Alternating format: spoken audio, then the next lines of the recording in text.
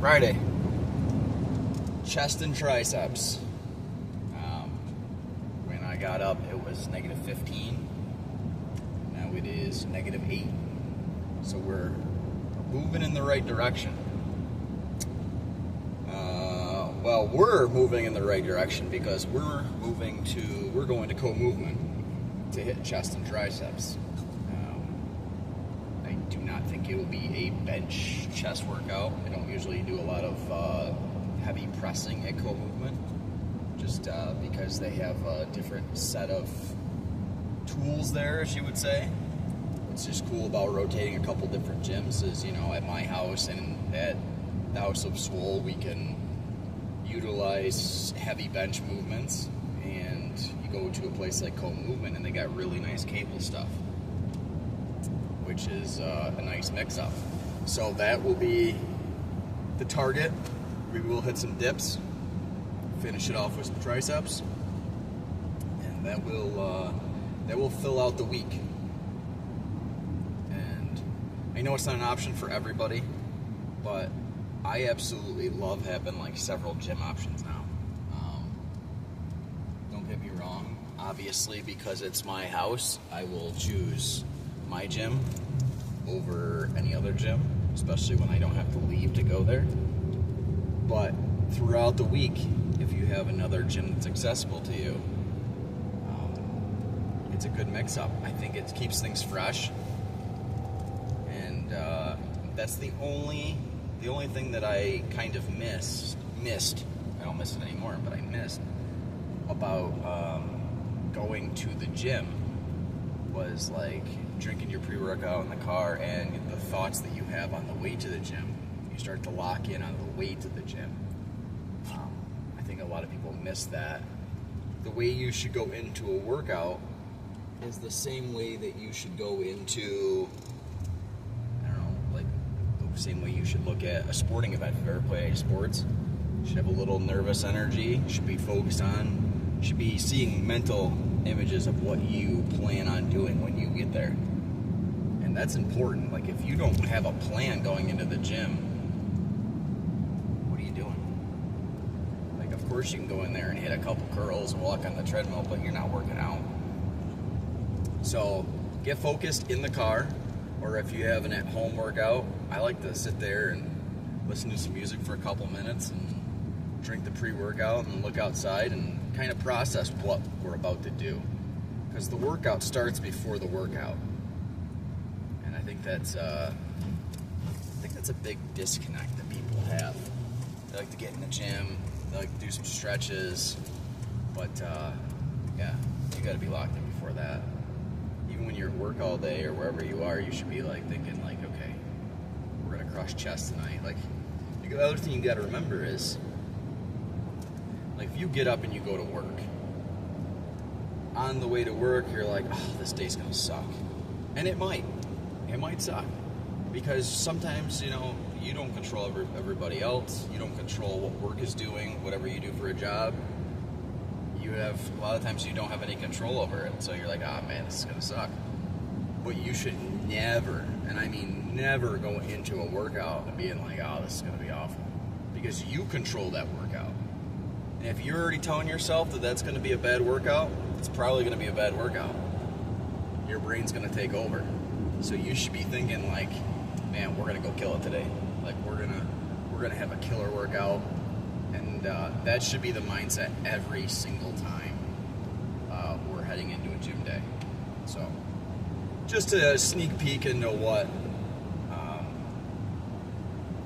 you should be processing on your way to the gym. So, that should be that for now. And we'll see you in there.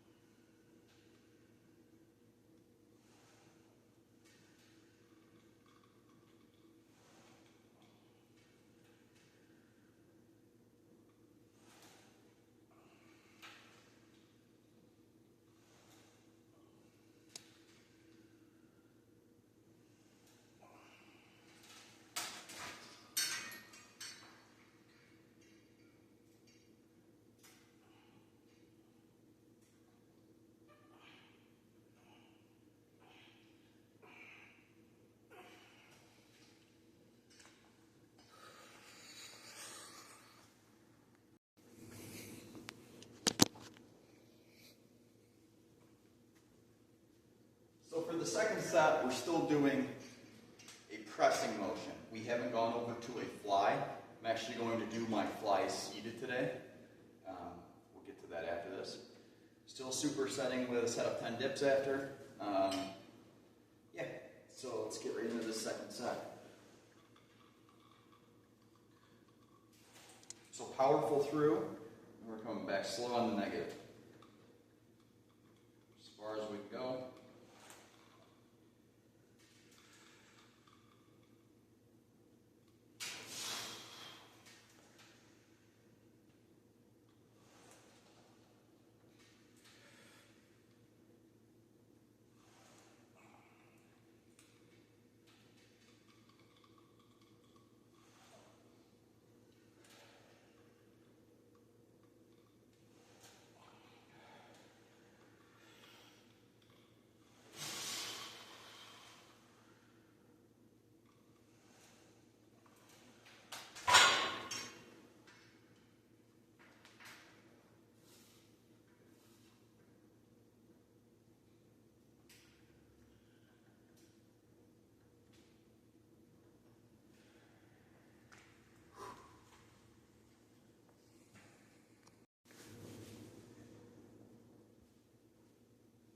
Okay, we're going to do one more set. Leaning in. We're slow back here, just like a chest press movement, bench press movement. Keeping our hands here, and then power through. So.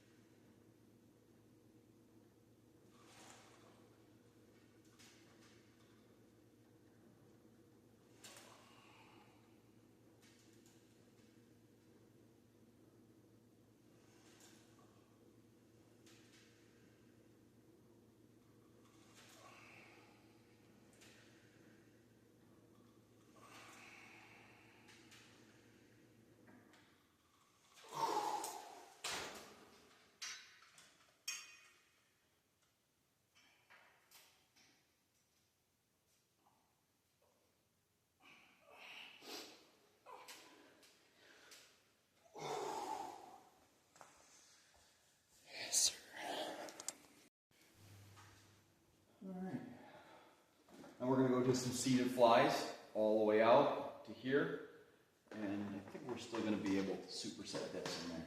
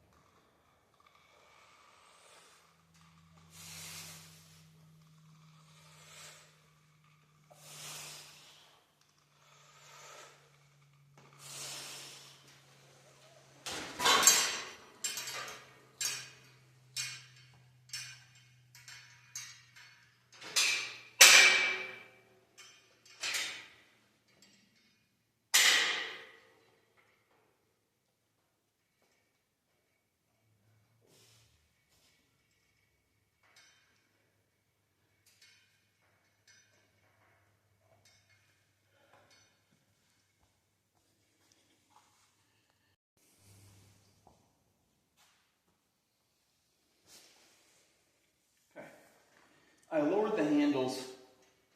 They were a little high on the last set. Just felt a little uncomfortable on the way back, so this is more straight line all the way back. Yeah, it feels good.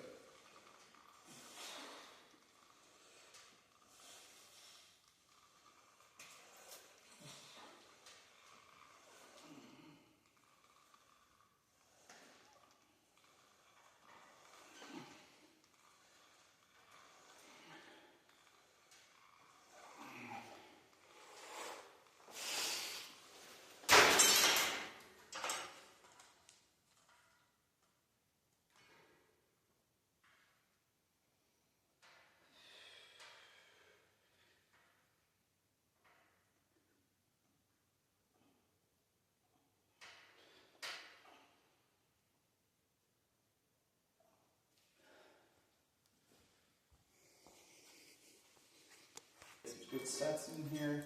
Still going to try to stay at the 10 mark for reps.